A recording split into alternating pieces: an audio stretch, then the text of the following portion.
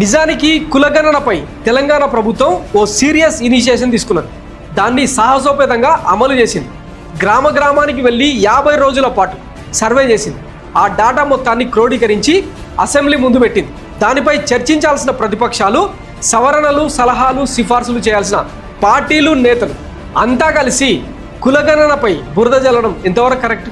కేసీఆర్ సర్కారు చేసిన సకల జనుల సర్వే గడీల పాలనలో బందీ అయితే తెలంగాణ సమాజ ఉద్ధరణకు కాకుండా కల్వకుంట్ల కుటుంబ పాలనకు మాత్రమే ఉపయోగపడితే రేవంత్ సర్కారు చేయించిన సర్వే మాత్రం అసెంబ్లీ ముందుకొచ్చింది.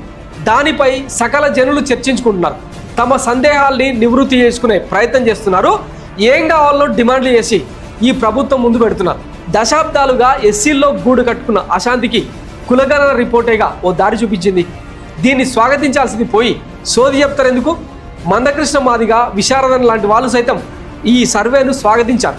సో మొత్తానికి కులగణనను రాద్ధాంతం చేస్తున్న ప్రతిపక్షాలు కాసేపు గమ్మునుంటే బెటర్, లేకుంటే సమాజమే తిరగబడే పరిస్థితి వస్తుంది.